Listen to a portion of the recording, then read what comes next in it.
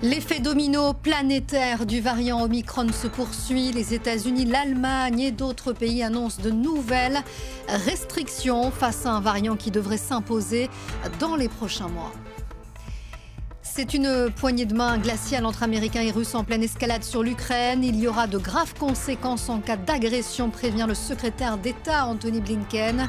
Selon Kiev, 100 000 soldats russes seraient massés à la frontière. C'est un rituel d'adieu en musique aux forces armées en Allemagne. La chancelière Angela Merkel doit passer la main la semaine prochaine. Après 16 ans au pouvoir et pour tourner la page, fini la sobriété, vous découvrirez la surprenante bande-son qu'elle a commandée à la fanfare de la Bundeswehr. Bonjour à tous, bienvenue si vous nous rejoignez sur France 24. Partout dans le monde, face à l'incertitude du variant Omicron, les restrictions se multiplient. Mais cela va-t-il suffire? Si les premières tendances se confirment, ce nouveau variant risque bien de devenir majoritaire en Europe dans les prochains mois. C'est ce qu'a dit ce jeudi l'agence de l'Union européenne chargée des maladies. Tour d'horizon des mesures annoncées ces dernières heures avec Amine Babaïssa. Un test négatif de moins de 24 heures, en plus d'être vacciné, désormais requis pour entrer aux États-Unis. Avec l'arrivée du variant Omicron dans le pays, Joe Biden resserre le contrôle des voyageurs tout en se montrant rassurant. Je suis ici pour annoncer notre plan d'action pour combattre le Covid-19 cet hiver. Il ne prévoit pas de couvre-feu ou de confinement, mais une accélération de la vaccination et des tests. États-Unis, mais aussi Inde, Nigeria ou encore Islande, la vigilance est de mise aux 4 coins du globe. Car Omicron pourrait rapidement devenir majoritaire en lieu et place du variant Delta. Il va mettre un certain temps avant de s'installer en France et en Europe en général. Nous, on le situe au niveau du Conseil scientifique plutôt après, en début 2022. Beaucoup d'incertitudes demeurent sur ce nouveau variant, mais les autorités européennes de la santé estiment qu'il serait plus contagieux que les souches précédentes. En Afrique du Sud, où il a été identifié pour la première fois la semaine dernière, Omicron est déjà dominant. Le fait d'être contaminé antérieurement protégeait contre Delta. Et avec Omicron, ça ne semble plus être le cas. Nous pensons que les vaccins protégeront toujours contre une maladie grave. Partout alors, on cherche à intensifier les efforts pour limiter l'impact d'Omicron. La Corée du Sud impose de nouveau une quarantaine obligatoire à tous les voyageurs étrangers. L'Allemagne met en place de lourdes restrictions pour les non-vaccinés, en leur imposant un quasi-confinement sans accès au commerce non essentiel. La vaccination obligatoire est aussi envisagée dans tout le pays. L'Organisation mondiale de la santé attend de nouvelles données, mais se veut pour l'heure optimiste. Aucun cas d'Omicron documenté en Europe n'a contracté de forme grave de la maladie. Un variant Omicron qui continue de gagner du terrain en France également. 8 cas ont été recensés à ce jour sur le territoire, dont 1 sur l'île de la Réunion. Mais ici, c'est la 5e vague qui inquiète les autorités sanitaires. Près de 48 500 nouveaux cas ont été recensés en 24 heures et il y a désormais environ 2000 personnes en réanimation. Face à cette dégradation de la situation, le Premier ministre Jean Castex a annoncé un nouveau conseil de défense sanitaire lundi prochain. Ce suspense politique en France maintenant, qui d'Éric Ciotti ou de Valérie Pécresse va triompher du Congrès des Républicains, incarner la course à la présidentielle? Si le député à la ligne très à droite a créé la surprise en arrivant en tête, les 3 perdants appellent à voter pour la présidente de la région Île-de-France. Les adhérents votent vendredi et samedi. Valérie Lerouge. Voici l'affiche surprise pour le second tour de la désignation du candidat LR. Contre toute attente, Éric Ciotti arrive en tête, dans un mouchoir de poche devant Valérie Pécresse, puis Michel Barnier, Xavier Bertrand termine 4e, Philippe Juvin loin derrière. À son arrivée au QG des Républicains, Éric Ciotti ne boude pas son plaisir, il voit dans ce score le résultat de sa fidélité au parti. Je ne vous ai jamais quitté. J'étais au Trocadéro, aux côtés de François Fillon. J'ai toujours été aux côtés de Nicolas Sarkozy, de Laurent Wauquiez et aujourd'hui de Christian Jacob. L'arrivée en tête d'Éric Ciotti est aussi la victoire de l'aile la plus droitière des Républicains, martelée à coups de formule choc dans ses meetings. Tu touches à un uniforme, le soir même, tu dors en prison. Tu es étranger, la France t'accueille, tu commets un délit en France, La réponse, c'est la prison et l'avion. Le député des Alpes-Maritimes affrontera donc la présidente de la région Île-de-France qui estime ce soir être la mieux placée des deux pour rassembler les militants LR. Je suis la seule à pouvoir battre Emmanuel Macron. Je sais ce que sont les combats difficiles. Je sais les remporter. Je suis une femme qui gagne et qui fait. Valérie Pécresse défend aussi une ligne ferme sur l'immigration et joue surtout la carte de la femme d'action. Mon principe, c'est dame de fer, FAIRE, comment on fait pour y arriver? Je ne recule pas face à la rue. Je n'ai pas la main qui tremble face aux ennemis de la République.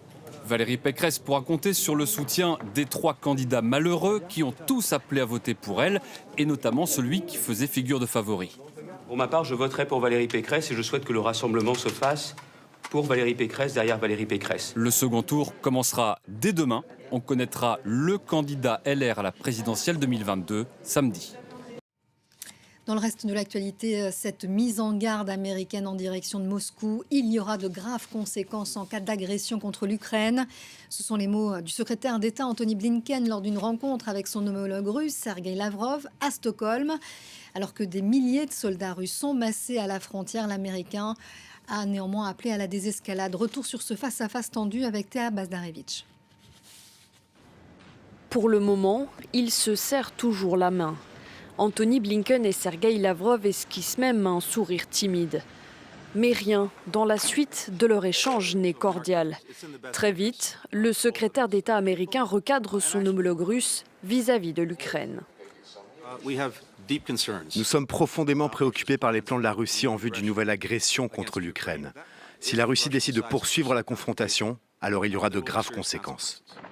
Un avertissement sans équivoque alors que sur le terrain, Moscou multiplierait les provocations le long de sa frontière avec l'Ukraine. Selon Kiev, près de 100 000 soldats russes sont désormais déployés ici, avec chars d'assaut et artillerie lourde. Une activité suspecte dénoncée depuis des semaines par les Occidentaux qui redoutent une invasion imminente. Simple exercice militaire, rétorque le Kremlin. Une réponse aussi à la présence de l'OTAN à ses frontières. Les infrastructures de l'Alliance Atlantique se rapprochent de manière irresponsable des frontières russes. Le scénario cauchemardesque d'une confrontation militaire est de retour. Mais pour Washington, c'est à la Russie de prendre des mesures de désescalade. Moscou, de son côté, demande des garanties sécuritaires. Depuis l'annexion de la Crimée par la Russie en 2014, l'Est de l'Ukraine est le théâtre d'une guerre entre Kiev et les séparatistes pro-russes. Régulièrement, des épisodes de tension comme celui-ci éclatent. Le chef de la diplomatie américaine n'exclut pas la possibilité d'un contact direct entre Joe Biden et Vladimir Poutine dans les prochains jours.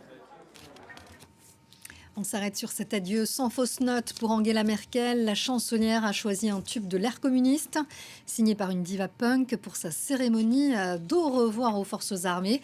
Un rituel qui se fait en musique. La chancelière doit passer la main la semaine prochaine à Olaf Scholz après 16 ans au pouvoir. Amine Babaïssa.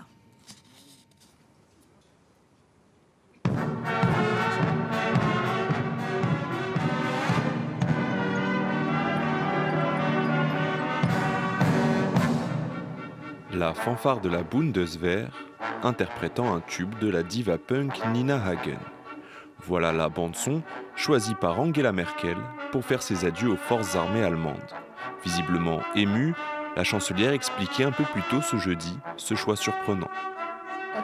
La chanson a été un moment fort de ma jeunesse. Elle vient également d'Allemagne de l'Est et par coïncidence, elle est toujours jouée dans une région qui était ma circonscription, donc tout colle.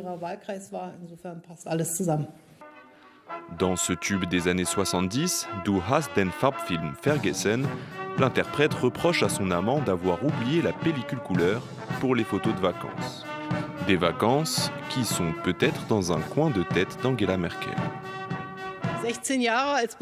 Les 16 années passées en tant que chancelière fédérale ont été riches en événements et souvent très éprouvantes. Elles ont été exigeantes sur le plan politique et humain, mais en même temps, elles m'ont toujours comblée. Des adieux étonnants, empreints de nostalgie. Dans quelques jours, l'Allemagne tournera la page des années Merkel. Le social-démocrate Olaf Scholz prendra le relais à la mi-décembre.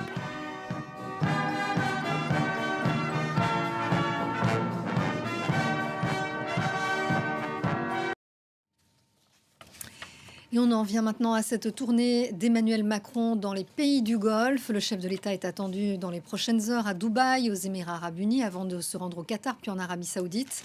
Il sera question des crises qui secouent la région, mais aussi de lutte contre le terrorisme, sans oublier à la clé la signature de gros contrats. On voit le programme avec l'envoyé spécial de France 24 à Dubaï, Wassim Alamar.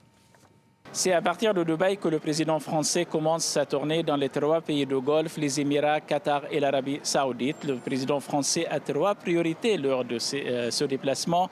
1, la lutte contre le terrorisme, notamment le terrorisme de Daesh, mais aussi contre le financement des mouvements radicaux, y compris en France. Lors de son déplacement en 2017, le président français a évoqué ce sujet avec les autorités de Qatar notamment. Le président français souhaite évoquer les crises régionales et souhaite que la France joue, et toujours selon l'Élysée, en puissance d'équilibre entre les pays du Golfe et l'Iran. Le président français a fait des entretiens téléphoniques avec le président iranien la veille de ce déplacement.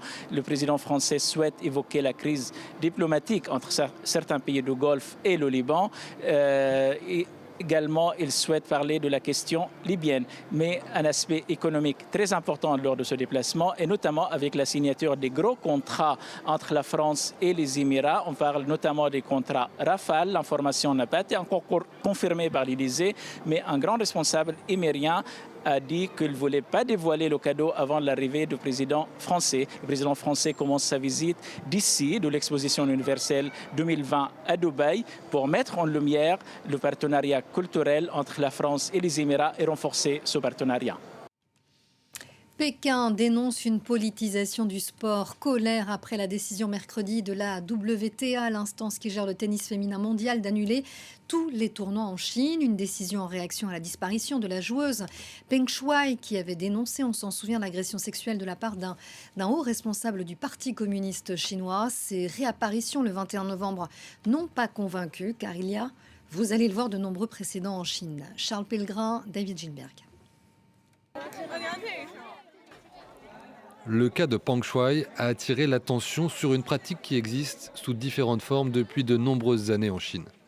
Quiconque critique le gouvernement est susceptible de disparaître de la vie publique en étant parfois placé en détention. L'un des plus célèbres exemples est celui du milliardaire et fondateur du site Alibaba, Jack Ma, qui en 2020 n'était pas apparu en public pendant 3 mois après avoir critiqué le système financier chinois dans un discours. Ce que la loi chinoise désigne comme des résidences surveillées dans un lieu désigné permet d'enfermer quelqu'un dans une prison noire sans aucun procès pendant 6 mois. L'avocat Liang Xiaozun en expliquait le principe en 2018 à France 24. Ça peut être n'importe où. En fait, c'est comme si des personnes disparaissaient. On ne sait pas bien où sont ces endroits. Même les personnes qui en sortent ne parviennent pas à dire où elles étaient. À l'intérieur, ces gens sont placés dans une pièce dans laquelle des gardes les surveillent 24 heures sur 24 et où tout ce qu'ils font est enregistré. Leurs mouvements sont limités, ils sont frappés, torturés. Ils doivent répondre à des questions. On les torture physiquement et psychologiquement. On estime entre 45 000 et 55 000 le nombre de personnes ayant subi ce type de détention depuis que Xi Jinping est devenu président en 2013, dont environ 15 000 pour la seule année 2020.